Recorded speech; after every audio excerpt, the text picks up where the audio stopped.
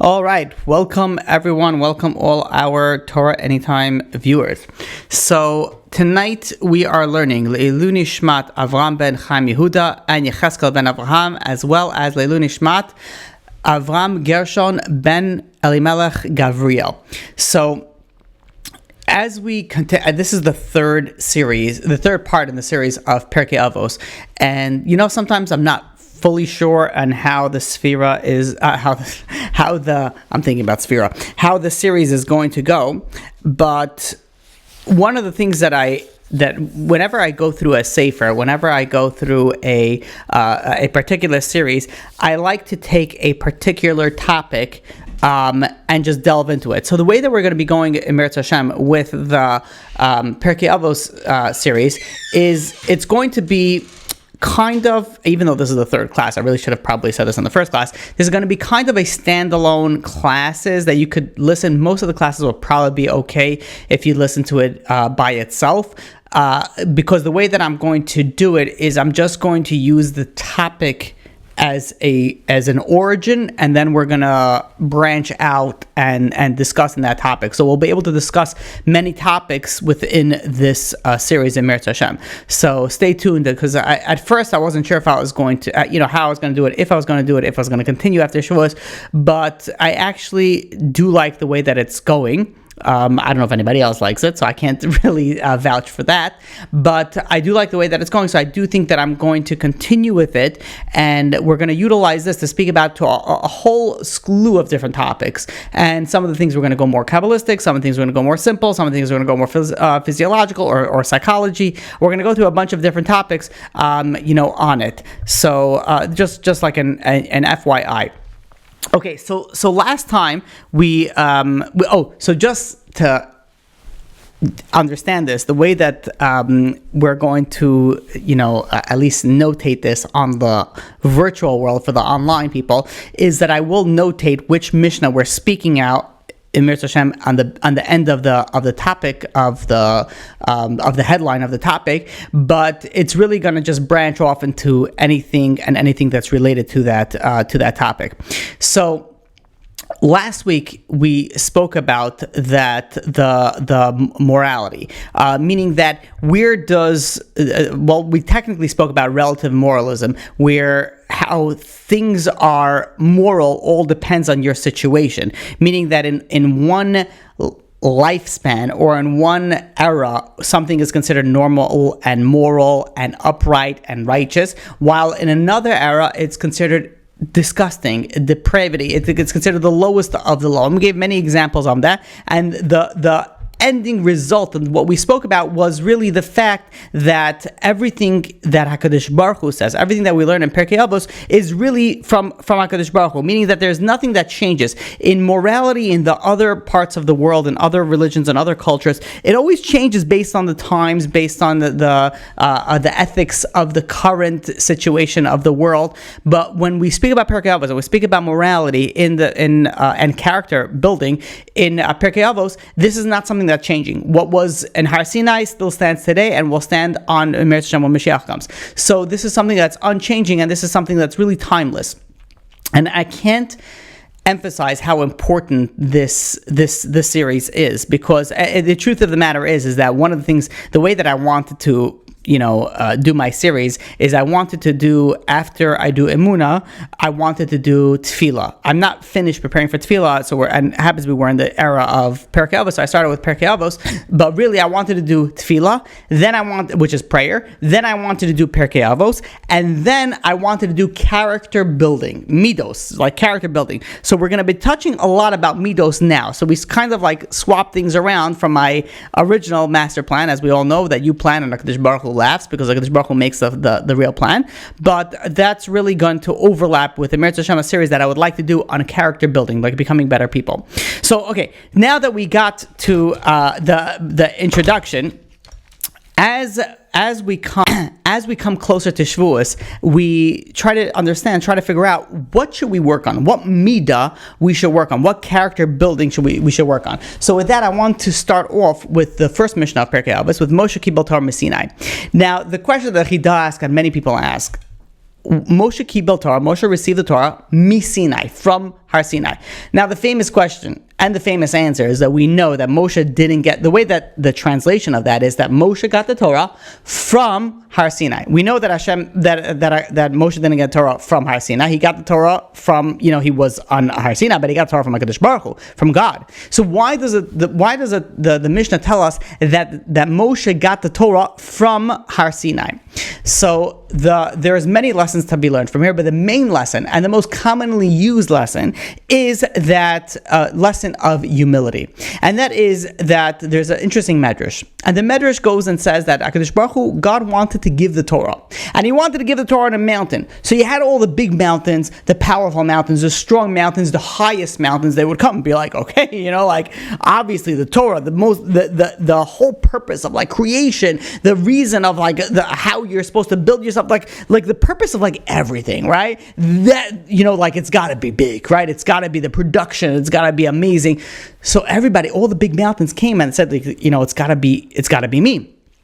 And HaKadosh Baruch Hu went, and HaKadosh Baruch Hu, God went, and He took the smallest mountain, Har Sinai, the smallest mountain. And the Medrash goes on and says that HaKadosh Baruch Hu chastised. He gave Musar to the mountains for their haughtiness and their arrogance. You think you're so big, you think you're so strong. And in fact, God called them a blemish in a comparison to Har Sinai because of their arrogance, that they said, oh, you know what? Har Sinai, the Torah should be given on me. And in fact, there's a Gemara in Sota, page 5a, that the Rav Ashi goes and says over there that we learn from this story that a arrogant person, a haughty person, has a disqualifying blemish. I would like to share with you something from Yaakov Hillel that is something, when I learned this, I was like, why didn't I think about this question beforehand? We know that when HaKadosh Baruch Hu went and He revealed Himself to Moshe Rabbeinu at the Sneh, the burning bush, Moshe Rabbeinu was, basically HaKadosh Baruch Hu told Moshe Rabbeinu, I want you to take the Jews out of Egypt. I want you to lead the Jewish people. I want you to take the Jewish people out, go into the desert, and you're going to go and receive the Torah. What was Moshe Rabbeinu's response? Moshe Rabbeinu refused it. He was like, me? Why me? If anything, it should be my brother Aaron. My brother Aaron has led the Jewish people for 80 years. He is more competent. He is a better orator. He didn't have a speech impediment like Moshe Rabbeinu had. Moshe Rabbeinu says Aaron was more righteous. Moshe Rabbeinu argued with HaKadosh Baruch Hu for a full 7 days. He argued with HaKadosh Baruch Hu until finally Moshe Rabbeinu submitted to the will of HaKadosh Baruch Hu. And what was the reason of his argument? Because Moshe Rabbeinu was incredibly, to the highest level of humility that he had. He was the highest level of humility that any human reached. And in fact, the Torah itself attests to this. The pasuk in Bamidbar, in chapter 12, verse 3, it says, "Va'ish Moshe, anav me'od mikol ha'adam asher al pnei ha'adama." That Moshe Rabbeinu is the most humblest person on the entire face of the earth. And it's very interesting when you think about it. A lot of the Torah, like the five books of Moses, it speaks about Moshe Rabbeinu, majority of it. And we know a lot about Moshe Rabbeinu. We know that he was a Navi, he was a prophet, he was a leader, he was a general. In fact, when HaKadosh Baruch Hu wanted to destroy the Jewish people because of the sin of the Avera of the golden calf of the Egel, Moshe Rabbeinu stood up for them, and he says, if you're going to destroy them, rather mechenina misifrecha, erase me from your book. Meaning that Moshe asked that he, rather than the Jewish people, be eradicated. He was willing to sacrifice himself for the Jewish people. Not only that he was willing to sacrifice himself for the Jewish people, he was a prophet, he was extremely wise. He was the king of Ethiopia for 40 years. I don't know if most people know this. He was a king for 40 years. But the only praise that the Torah gives Moshe Rabbeinu was his humility. Ve'ha'ish Moshe anav me'od mikol ha'adam. He was the most humble. It doesn't say that he was a great leader. It doesn't say that he was the smartest. It doesn't say that he was a general. It doesn't say that he was willing to give up the praise that the Torah gives Moshe Rabbeinu is his humility. That is his praise. So now the amazing, beautiful question that Rav Yaakov Hillel asks is, wait a minute. If Moshe Rabbeinu was so humble, if Moshe Rabbeinu was always praised on humility, if Moshe Rabbeinu was willing to argue with HaKadosh Baruch Hu for 7 days, not to go and not to be the one to lead the Jewish people out of Egypt, How come when HaKadosh Baruch Hu goes and tells Moshe Rabbeinu, hey, I need you to come up to Har Sinai, and you're going to come up to Shemayim, you're going to come to heaven, and you're going to receive the Torah. There's no arguments. Moshe has not a single argument. What happened to Aaron's feelings? What happened to all the humility? You should have been like, you should give Aaron, you should give the other people, they're more greater than me. There was no argument whatsoever. This is an amazing question. And when I read this, when I learned this, I was like, wait a minute, why didn't I ever think about this? This is so unbelievable. So the answer is that the Medrash is the answer. The Medrash that we started off with, that Moshe Rabbeinu went and he learned the lesson that HaKadosh Baruch Hu was giving from Har Sinai. Moshe Rabbeinu saw, I said, wait a minute. HaKadosh Baruch Hu, God is giving the Torah to the Jewish people. This is the purpose of creation, right? He's giving the Torah to the Jewish people. Which mountain did he use? He used the most unassuming, smallest, insignificant mountain, insignificant. So he was thinking, Moshe Rabbeinu was like, obviously HaKadosh Baruch Hu wants to go and prove a point over here. And he's looking for the most insignificant. If he's looking for the most insignificant, then I guess I'm the one. Just like Har Sinai was insignificant, so Moshe Rabbeinu, in his humility, says, I too am also insignificant. So if so, then I too should also be able to go and receive the Torah. So meaning that his humility was what brought him to be able to not argue or not complain or not to go against what HaKadosh Baruch Hu, obviously not to go against, but not to go and argue like he argued by the burning bush, by the sneh, for 7 days, because he realized that it's the insignificance that HaKadosh Baruch Hu was looking for. So we see over here the humility of Moshe Rabbeinu. And in fact, it's the humility and the fact of accepting the Torah that are closely linked together. The Torah is compared to water. And we know that water always, we spoke about this many times, right? The water always goes to the lowest level. So to the Torah, if you want to succeed, if you want to excel in Torah, if you want to understand Torah, you have to be humble. You have to work on humility. The modest and the humble, that's what the Torah seeks. The arrogant, the Torah runs away from. Now we have to understand, why is humility so important? Why is humility such an essential prerequisite for receiving the Torah? So when we look at Pirkei Avos and we look at the general theme of things, we know that there's two different themes in Pirkei Avos. Number one, very famously and obviously known, is the character refinement, right? Working on your character traits, becoming a better person. But there's also the aspect of preserving the Masorah, preserving that which we learn from Har Sinai, which we learned from HaKadosh Baruch Hu through Moshe Rabbeinu, right? The Torah, the Masorah. And these two things may appear to be two separate things, but really they're two very interconnected things. If a person has a trait of arrogance, if a person has a trait of gaiva, of pride, it's very difficult to accept things that other people say. Meaning that if we think that we're all-knowing, if we think that we don't have any shortcomings, then what can somebody else say or do that would possibly help us or teach us or make us better people? If we think we're God's gift to humanity, then we will never change. We will never grow. We will never even listen to somebody else who has an idea because we think we know better. And whatever they may say, whatever chidushim they may bring out, we say we know better. And I can't tell you how many people that I've dealt with and I've spoken to, and that I discussed Rabbanim and who's your Rav, and they didn't have a Rav because they didn't feel anybody on this planet Earth alive today is worthy of them of having a Rav. Like, I know as much as the other person. What could that person teach me?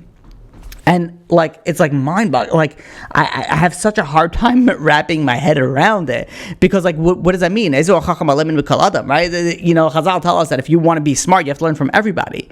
But these people are so wrapped up in their own ego that they feel that this person cannot teach me anything. And if you think that you're better than this person, I can guarantee you that there has come a time where you had this thought, like, what can this person teach me? And I could also guarantee you that every single person can teach you something.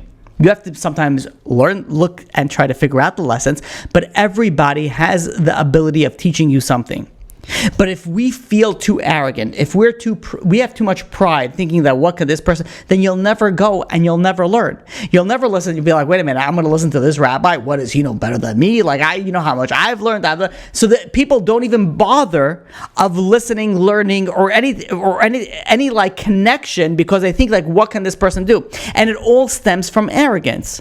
So the criteria for receiving the Torah, for receiving the Masorah, is that you have to be humble, because if you're not humble, you're never going to learn. You're never going to go and ask somebody. You're never going to go and you're going to hear what somebody else says, because you think that you know better.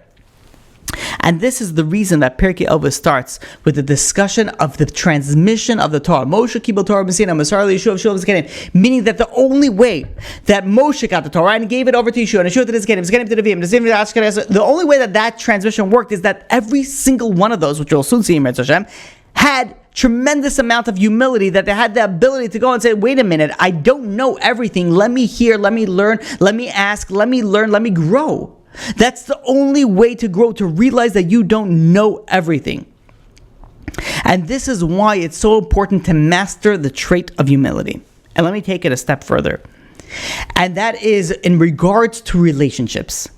If you break it down, if you look at the reason why couples fight, and I want to speak specifically about couples, and you can really branch this out into everything and any relationship. Why do people have disagreements, and why do so sometimes people work wrong things, but majority of the time, and based off of statistics that I just made up right now, I would say that 80% of arguments in relationships stem from pride.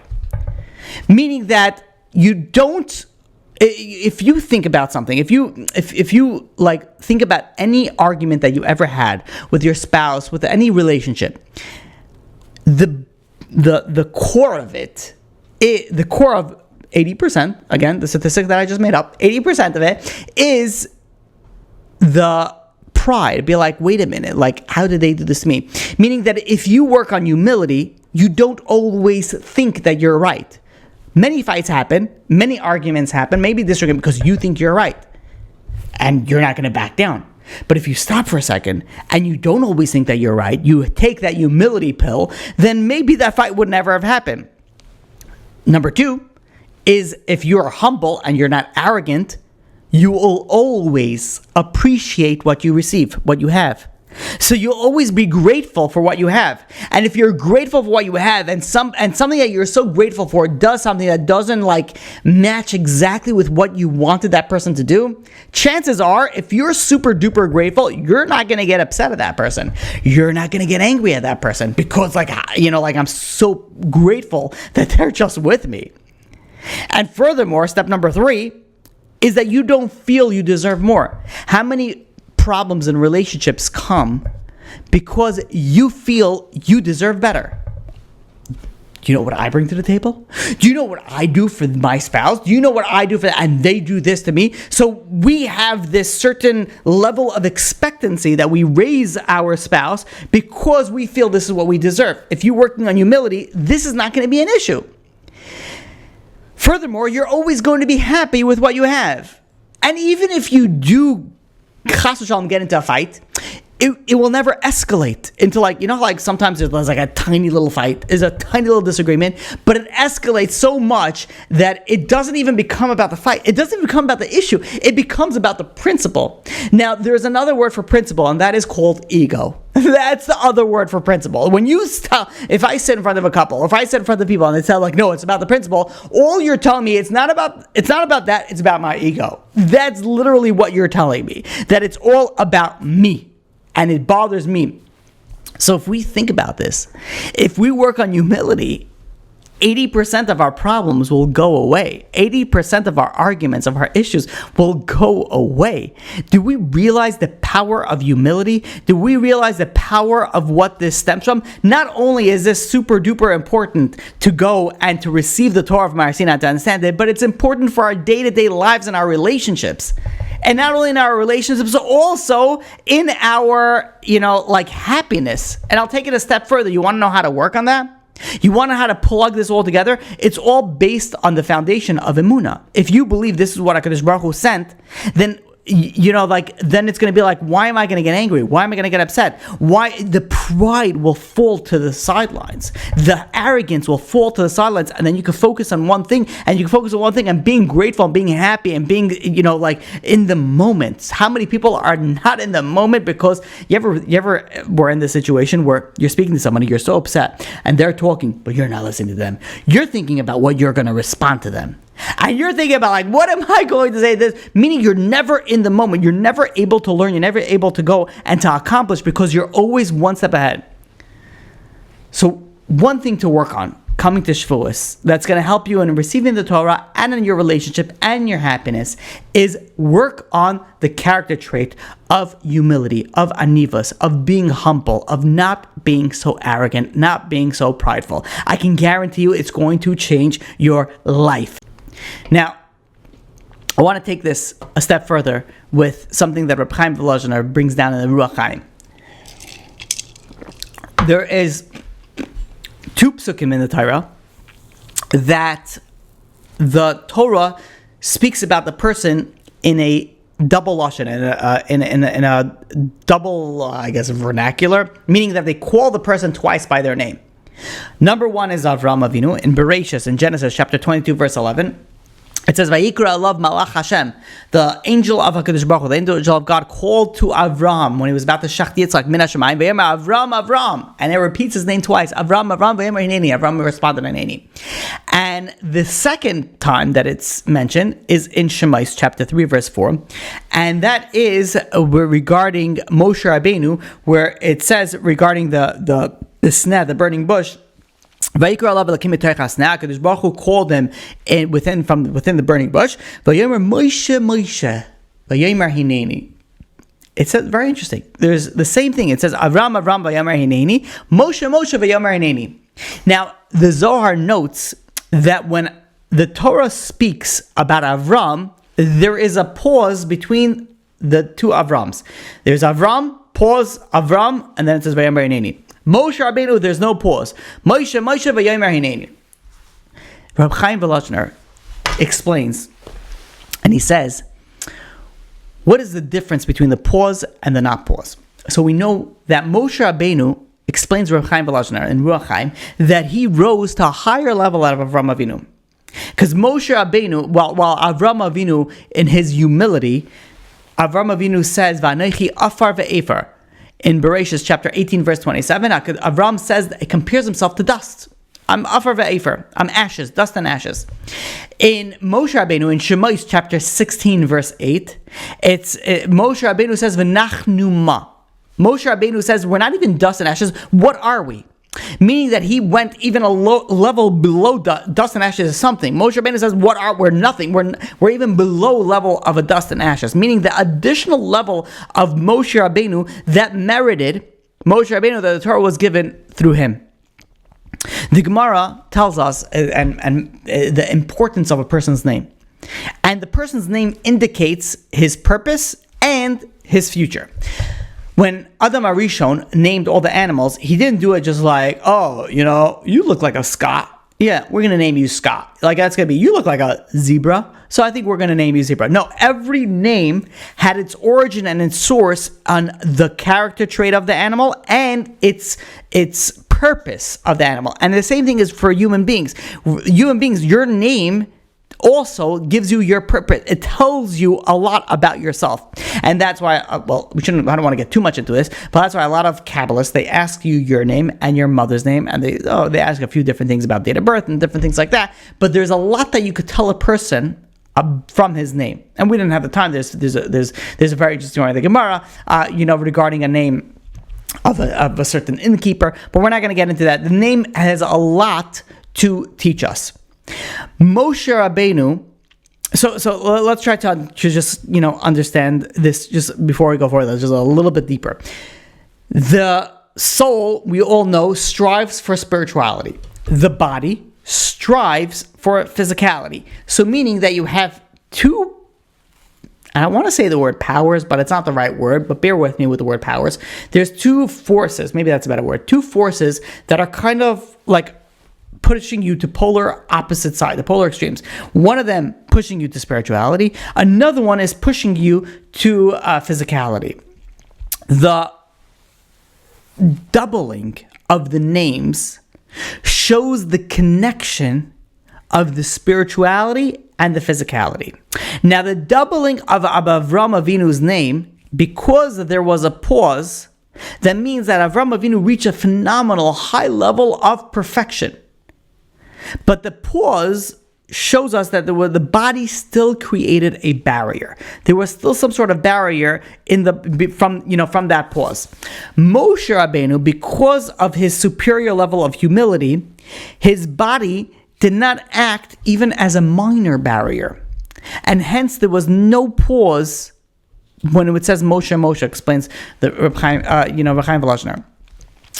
So that's why when HaKadosh Baruch Hu, when God communicated with Moshe Rabbeinu, it was in a clear vision. All the other prophets, right, when we spoke about prophecy and the 13 principles of faith, so if anybody wants to go into understand that, I would definitely recommend you to listen to that at least a prophecy class on that.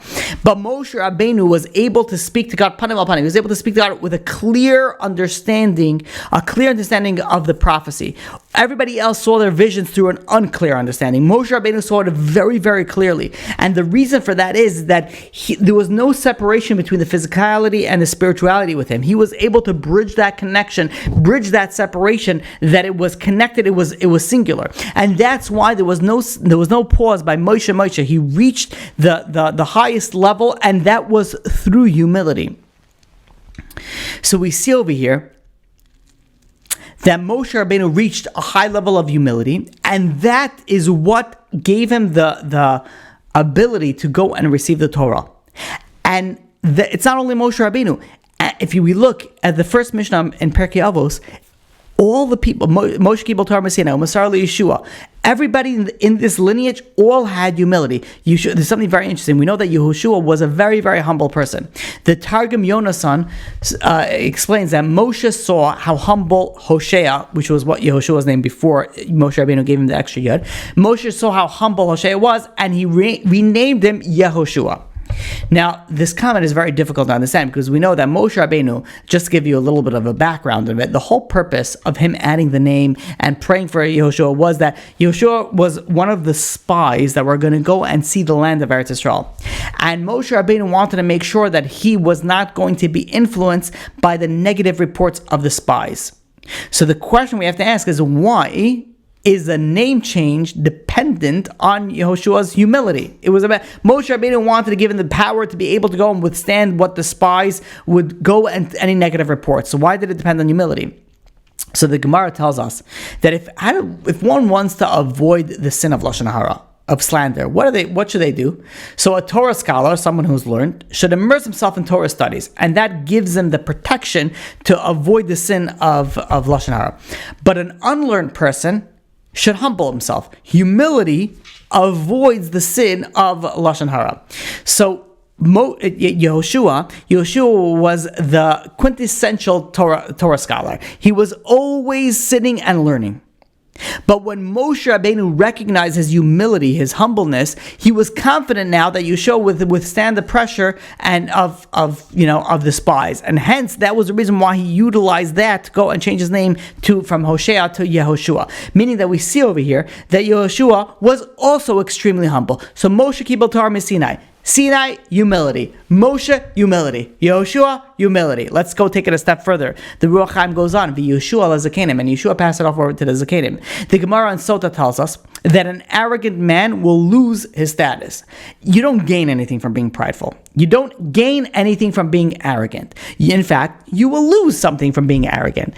And the Gemara says that an arrogant man will lose his status. The fact that the elders, literally their names, Zakenim, elders, merited to live past the passing of Yehoshua is indicative of their humility, that they were able to last that long.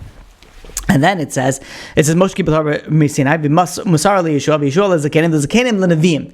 Nevim, we know that the Shechina only rests on a humble person. That's based off of Gemara in Adar, page 38a.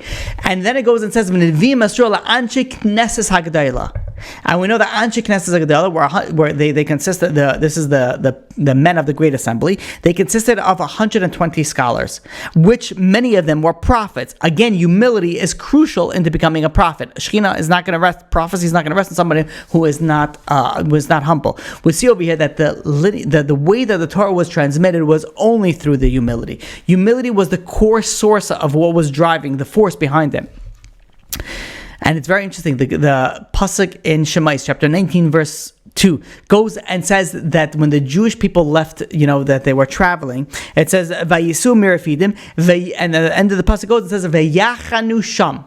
So the pasuk starts off Vayisu, meaning that they traveled as a group, but when they got to Har Sinai, they became united. It says V'yichan sham Yisrael neged Har, the Jewish nation in singular, meaning the pasuk starts off that they were traveling plural, and it ended off in singular that they were neged Har. They were by Har Sinai as a singular form. Rashi goes and explains Ki ish echad b'leiv echad, meaning that they were united like one person with one heart.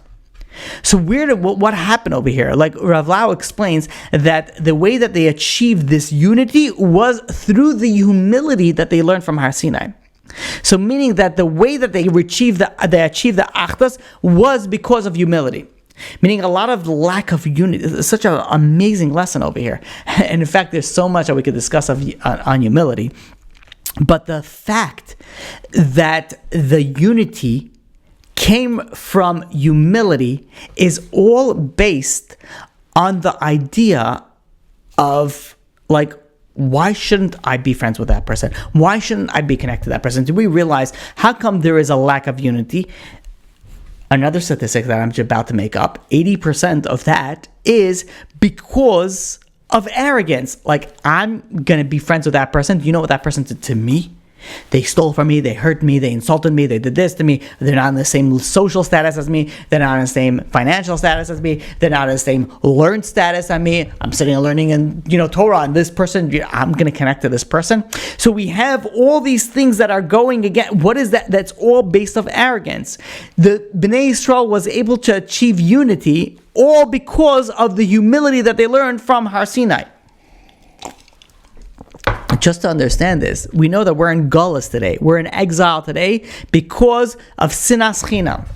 You want to know what's one of the ways to get out of that? Is anivas, humility. Why are you going to hate a fellow Jew?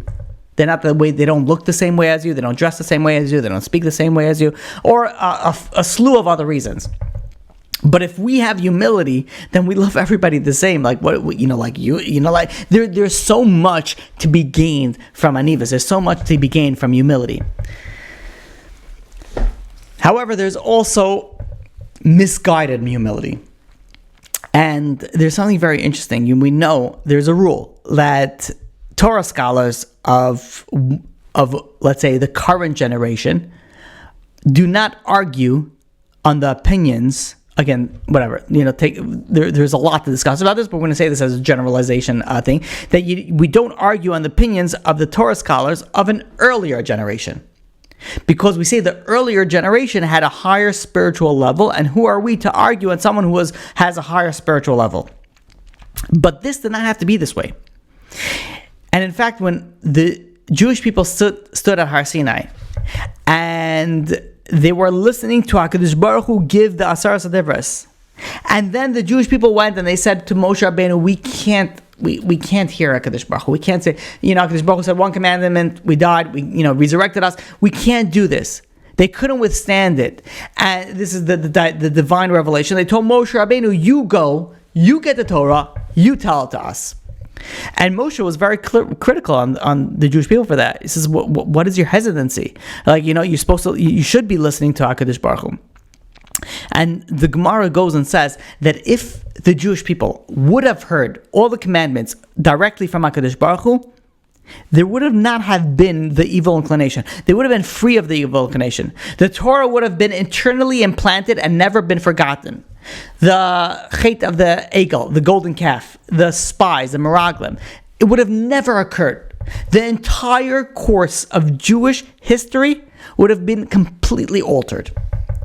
So why did our ancestors, when they stood at Har Sinai, why were they reluctant to hear the voice of HaKadosh Baruch Hu? Why were they reluctant on that? And one of the reasons is because of something called misguided humility. Our ancestors didn't consider themselves worthy to hear the greatest revelations. And they should have realized that if Moshe Rabbeinu, who was the most humble of all the people on planet Earth, like we said, but yet he knew that if HaKadosh Baruch Hu wished to speak to him, he was capable of listening to HaKadosh Baruch Hu. Our ancestors should have reasoned that if HaKadosh Baruch Hu is speaking with them directly, they were able to receive his word directly.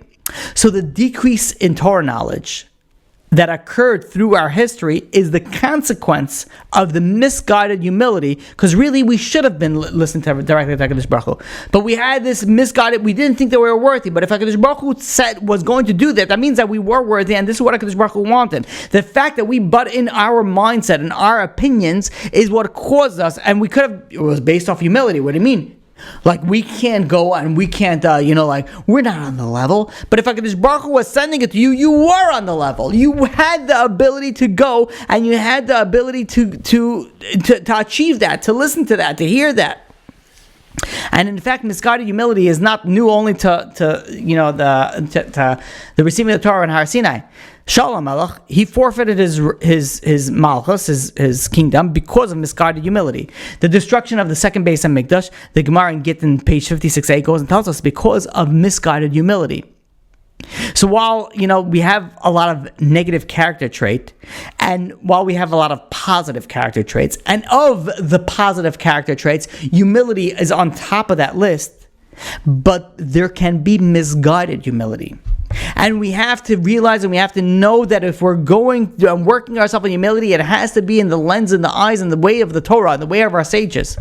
And this is why the Mishnah in Pirkei Avos goes and starts off Moshe Kibbutz Misinai. It's telling you, yes, the first thing you have to, if you want to achieve success in Torah, Moshe Kibbutz Misinai, the lesson of humility.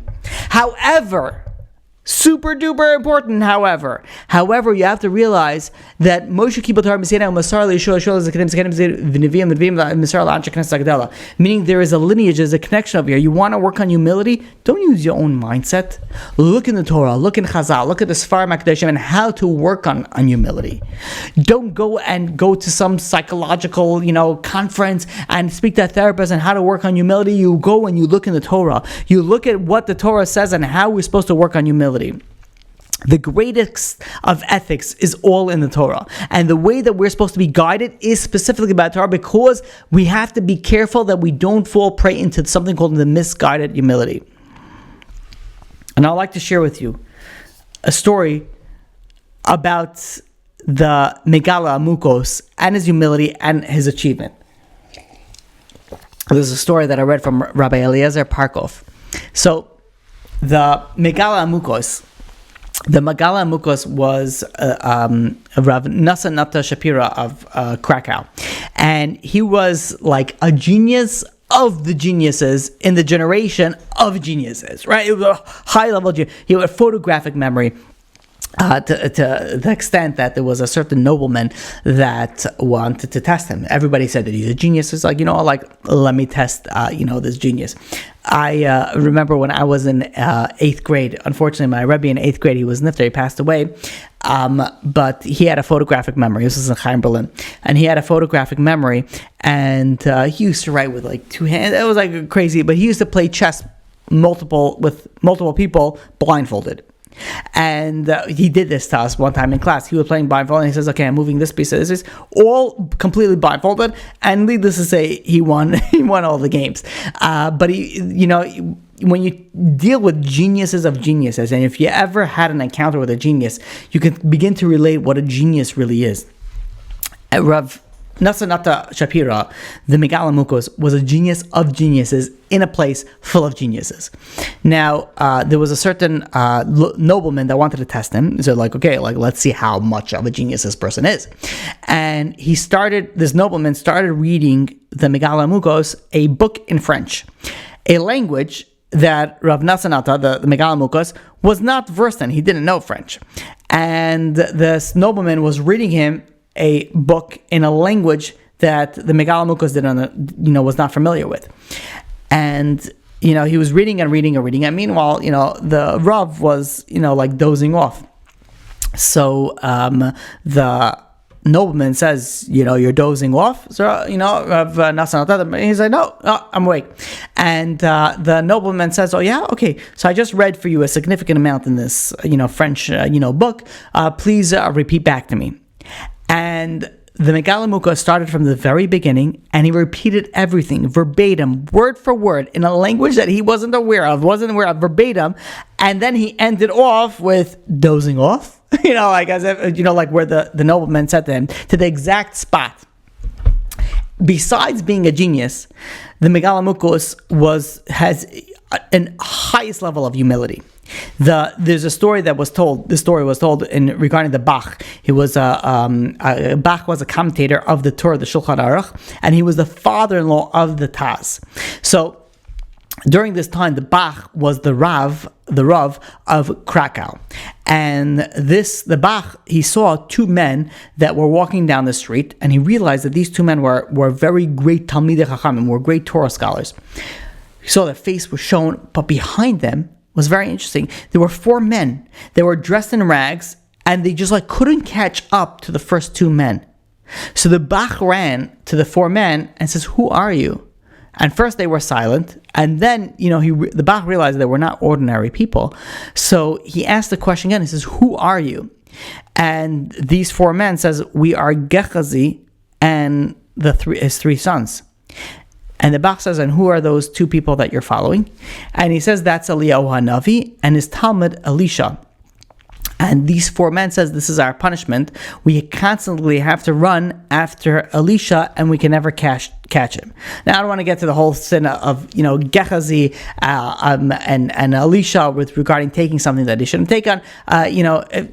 For a different time. But the punishment was that they always have to go and chase after Eliyahu and Elisha, and they can never catch him. And the Megala Mukos goes and says, "So where are they going? Where's the Eliyahu Hanavi, and where's Elisha going?" And they answered him. He says they're going to learn with the Megala Mukos, Rav Nasanata Shapira. And he says, "Oh, interesting. Okay." He goes over to Rav Nasanata Shapira. He goes over to the Megala Mukos, and he says, "I found out that you're learning with the Navi Eliyahu Hanavi, and he's sitting over there, and he's learning with Eliyahu Hanavi, and the Bach says, why isn't Eliyahu learning with me?" So the Megala Mukos, he looked at Eliyahu Hanavi. He says, "How am I going to answer that?" So Eliyahu Hanavi answered that, and he says that you as a Rav, you have to have at least a small amount of arrogance, because otherwise people will walk all over you. And arrogance is necessary in necessity in your case. However, I cannot learn with someone who is arrogant. I just can't learn with someone who is arrogant. So from here we learn how much of a level of humility the Megala Mukos had. So listen to this story. Let's just tell you a little bit about the Megala Mukos. So the Megala Mukos, besides being a genius, besides having high level of humility, his tefillos also reached the heavens. When he did Tikkun Chatzos, his entire heart was broken. He told his wife, and who later told her sisters, that her husband, which is the Megala Mukos, ordered that no one should ever enter his study while he's doing Tikkun Chatzos. Because anybody that enters his study while doing Tikkun Chatzos is putting their life in danger. So his wife mentioned this to her sister. Her sister did not take this too seriously, and she told it to her other two sisters. And meanwhile, the Megala Mukos, his brother-in-laws, were also great Talmidei Chachamim, and this piqued their curiosity. What? Nobody's allowed to enter? Why not?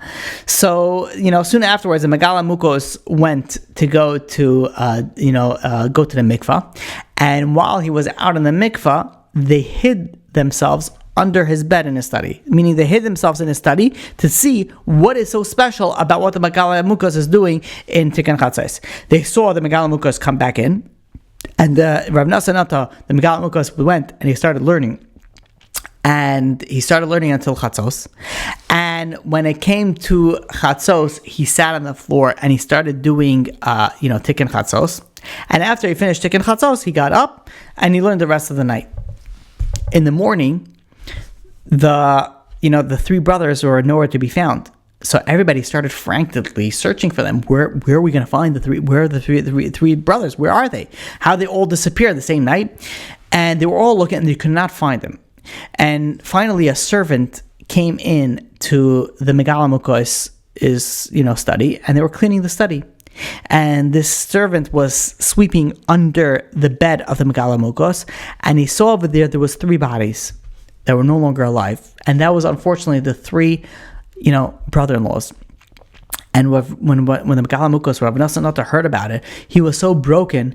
He followed their coffin. He was in a total state of dejection. And everybody asked him what happened, and he refused to explain what happened. How did they pass away in the study, all three of them at the same time? Something didn't make sense over here. Something was out of the ordinary. But the Megala Mukos, he held himself responsible. And after Shiva, he decided that he's going to go into exile. He's going to go into self-inflicted exile to atone for their deaths. So he goes over to his wife and he confided in his wife. And he says, what am I to do? He says, when I say Tikkun Chatzos, the sound of the songs of the wings of the holy Chayas, the angels in heaven, is heard in the room. And most living creatures are unable to withstand the sound of that song. And he goes and he says, I am guilty of unintentionally killing my brother-in-laws. And I have to, as an atonement, as a kapara, I have to go into exile to atone for the sin. And he told his wife, he made his wife swear that you will not reveal my whereabouts of where I go. And his wife says, okay, fine, but how long are you going to go? And he says, I have to go until heaven, until Shemayim sends me a sign that my sin has been atoned. And he left, and he started wandering from town to town. He joined the band of beggars, and he kept his identity a secret, and he was moving from town to town. His father-in-law found out that his son-in-law went disappearing. He went over to his daughter and he says, what happened to your husband? Where's my son-in-law? And the daughter swore to secrecy. She said, I can't say. And, she kept to her oath. And, the father-in-law, he didn't have any other option. So he wrote letters to all the Rabbanim and in all the neighboring towns. And he sent out a letter describing who the Megala Mukos was, how he looked, his person, everything. And please keep your eyes open. If you do see him, please let me know. Please send him back. The Megala Mukos wandered from city to city, from village to village for a very long time. His clothing became worn and torn, and he looked like the rest of the beggars. Meanwhile, the Yom Tov of Sukkot approached, and the beggars, along with the Megala Mukos, arrived in the city of Lublin. And the Megala Mukos, he started worrying. He was a beggar. He was collecting. He was traveling from town to town. How was he going to get a lulav and esrog? How was he going to get a sukkah? He needed to do these mitzvahs. How was he going to be able to fulfill these mitzvahs? So he entered the shul on Erev Yom Tov, and he went over to the gabbai. And he says, maybe you can set me up with somebody that I could sit and eat by his sukkah. And the gabbai was very good at summing people up. They're good, know how to read people. And he looks at this person, and he looked like a beggar, but there was something different about him.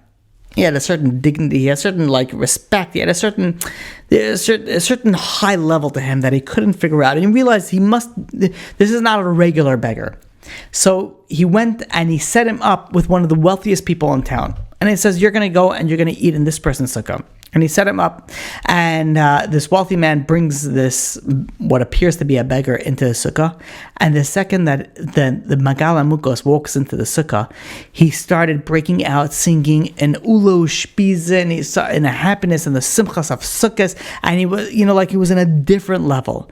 And the owner, the wealthy, person over here, realized this is not a regular guest. This is not a regular beggar.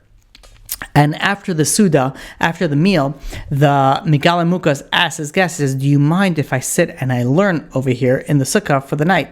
And the guest says, not at all. Please go ahead. And he realized, the guest said, if someone's sitting here learning all night, why do I have to take out the silver? and all my expensive utensils. The proper way to go through the Yom Tov and Sukkah. So when you go to the Sukkah, you're supposed to bring out all your fancy utensils.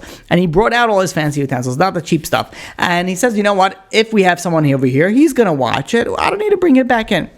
So the Megala Mukos sat over here. The utensils were on one side. He was sitting and learning on the other side. And he became so engrossed in his learning. And in the middle of the night, he didn't hear any noise, but someone peeked into the sukkah, and he saw that there was someone very engrossed learning. But he looked at the other side, and he saw a large amount of silver utensils.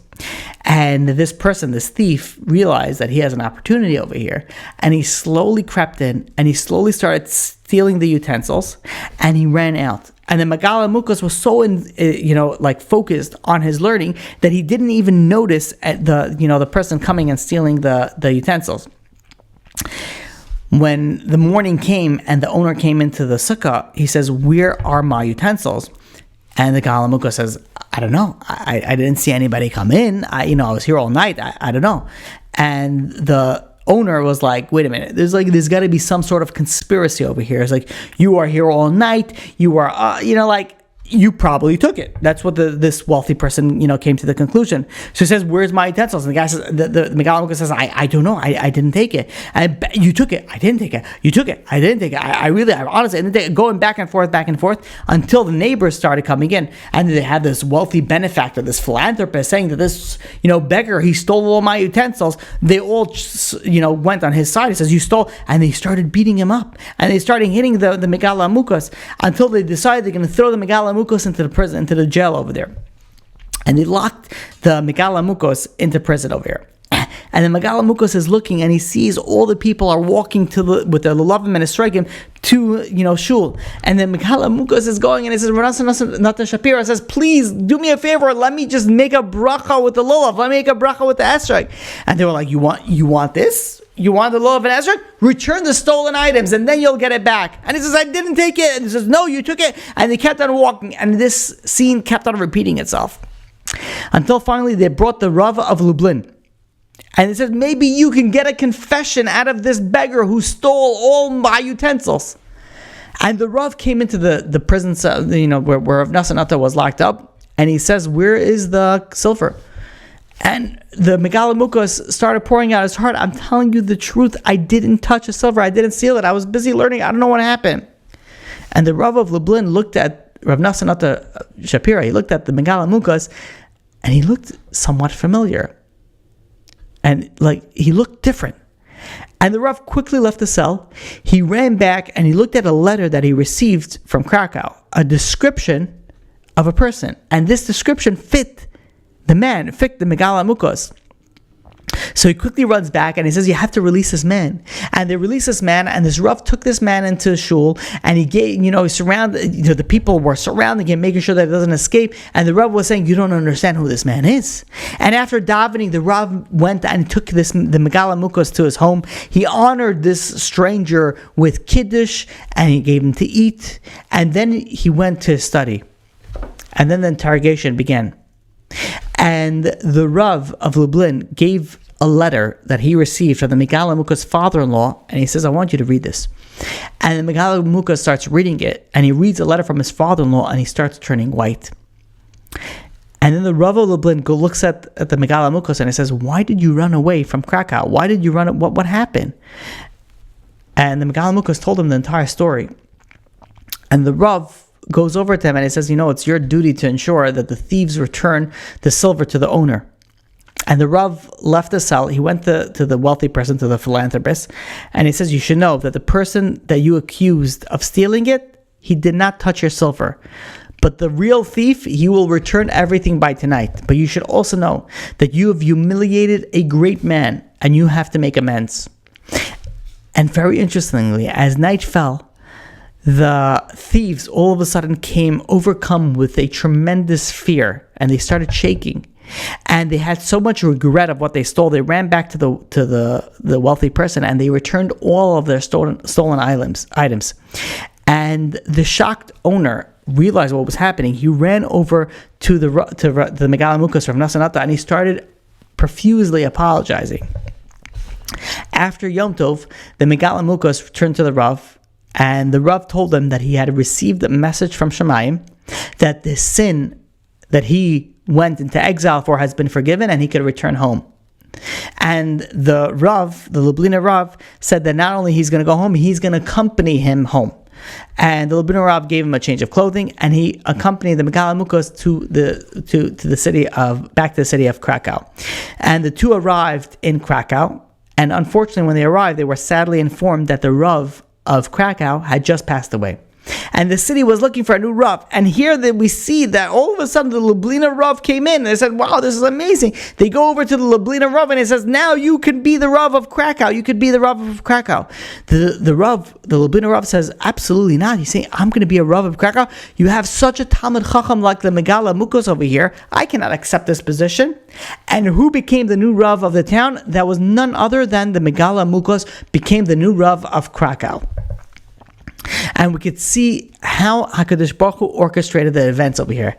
You know, when we think we work on humility, we think we will get nowhere in life. People will walk over us. People will trample us. We won't get anywhere in life. But one lesson out of the many lessons that we can learn from this story of the Megala Mukos, that if you work on humility, not only you're not going to not get anywhere in life, you're going to get to the highest places because of life. So we think that humility will get us nowhere in life. Humility is what's going to get you into places in life. The humility is what's going to make you have the greatest achievements in your life. And again, I can't emphasize on how important it is when we come into Shavuos to work on humility, to work on ourselves. It will help our relationships. It will help our spouses. It will help us not be angry. It would help us be happier. It would help us de-escalate so many situations. There is so much to speak about humility, but at least to touch upon it as we enter towards very close to the holiday of Shavuos. The one thing that we could focus on, that we could work on, is the character trait and working on humility. And with that, we will open up to any questions. Okay. Are there any Sfarim / people that can tell you your essence based on your name and your birthday? Yes, there are. In English, I believe there's one. I believe Ramatasiyahu Glazerson has something on a name gives you a lot of information about a name. Not all the names, many names. I'm going from memory, so don't quote me on this, but I believe it's called What's in a Name by Ramatasiyahu Glazerson. That's the only sefer I know in English that has any information on names and that gives you the details on it. But people, yes, there are people that can tell you a lot about your name and your birthday, but most of those people that know what they're doing do not want their names mentioned. Can you please give a few practical ideas on how to work on humility? Okay, so it happens to be that humility would be one of the things that I wanted to work on the series of character building, but the working on humility, and I'll tell you, I'll give you just to show you how important it is. If you open up almost any Musar Sefer, it speaks about humility. Anything. So the simple answer that I can give you is take any Musar Sefer, open it up, and it touches humility one way or another, or it has a whole section on humility. To go through different things, to work on humility is quite an extensive work. And in Mirz Hashem, I do want to delve more into it. Maybe we'll delve more into it in the series of Pirkei Avos. Maybe we'll wait till we do the series of Midos, of character traits. But just a few ideas on humility is realizing that you are not God's gift to humanity. Meaning that a lot of times we think of ourselves as so high and mighty, and that causes us to not be able to see anything else. So, one of the ways to be able to tap into this in a very roundabout way is gratitude. Like, I can't emphasize on how much gratitude is important. Like, I guess everybody has something that they're very connected to and very related to. And one thing for me is Hakar Satov, is gratitude. So I can't emphasize enough, like, how much the only way that you could be grateful is if you have humility. So gratitude can be a good aspect to work on humility, and that basically you feel like you don't, it's not like something that you deserve. Humility, the way to work on it is also you can work on it on the opposite extreme and avoiding arrogance, avoiding pride, avoiding getting angry. That all falls under that criteria. And there's so much to speak about this. I can go on and on. There's a whole series that we could give on humility and arrogance, but if you want to look at it more, open up any Sefer on Musar, you'll find something on it, and stay, and also focus on gutting away from pride, arrogance, and character traits of similar to that. Okay, last question is the rabbi you spoke about from the Gemara. Oh, no. So the Megala Amukos did not live in time of the Gemara. That's a great question. The Megala Amukos, let me tell you of when he lived, and I'm actually going to look it up because I don't have that off the top of my head. It's in the late 1500s to the early 1600s is when the Megala Amukos did, meaning that the story of Elisha, that was in time of before the Mishnah. Elisha, Gehazi, that was in time of the Nevi'im. This was before the Mishnah. So you're talking about these are, like souls of what we're dealing with. He did not live in time of the Mishnah. He did not live in time of the Gemara. He lived in the late 1500s, early 1600s. Oh, we have one more last question. Is humility also linked to emunah, that everything comes from Hashem? 100%. Yes. If you have a high level of emunah, you'll be able to achieve humility much, much easier and to a much higher level. Oh, wait, we got one more question that came in. For those of us who have higher positions, doctors, lawyers, etc., and have people working for us, how can we be in charge and still stay humble? So, I have met very powerful people that have such an amazing level of humility, and I've met very low people that have such a high level of arrogance, meaning that I've met people that have humility that I'm like, how? And then I've met people that have pride and I'm like, how? So you could have a high level position and still be humble. And in fact, a good boss, a good manager, a good director is someone who is humble, who doesn't feel like it's their way or the highway. It is something that the more that you work on humility, the more that you see it. And I can guarantee you, that you will be able to achieve much more. You'll have more respect from your employees. You'll have more with humility as opposed to pride and arrogance, right? You'll have people that will respect you, that will listen to you, that will follow your guidance if you have humility as opposed to if you have pride and arrogance. So being in charge does not mean that you have to be prideful, that you have to be arrogant, but rather if you're humble and you treat people the way that they need to be treated. Because if you think about it, the fact that you're the boss and you have people working under you does not make you a better person. It does not make you a higher person. We tend to feel that we're better people because we could tell these people what to do. It doesn't make you a better person. And in fact, it's very possible and very likely that comes the next world, the people that you work for will be higher than you. That's a scary thought because they work on themselves and they work, there's so many aspects that to speak about. Just because HaKadosh Baruch Hu gave you a bracha of parnasa or leadership role or something does not make you better than that person that's working for you. And you have to really think about that, because if you treat that person with respect and humility, it's going to make a whole lot of difference in the next world when that person is going to be so much higher than you, and and you're looking up, to them. Okay, one last question: is Chesed linked to creating a person's Yeshuot, salvation to come? Is Chesed linked to the salvation? It's a hard question because I don't fully understand the question. But if you're asking if Chesed can bring salvation, absolutely. Is Chesed linked to a salvation? It could be, but not necessarily, because there's so many different things that could be linked to the salvation. Actually, the more that I think about it, the more the better I realize the question is. So there's a lot of aspects that we can work on, we can grow on. We don't know what will be our salvation. But chesed is huge, and chesed can definitely be that factor, but not necessarily. All right.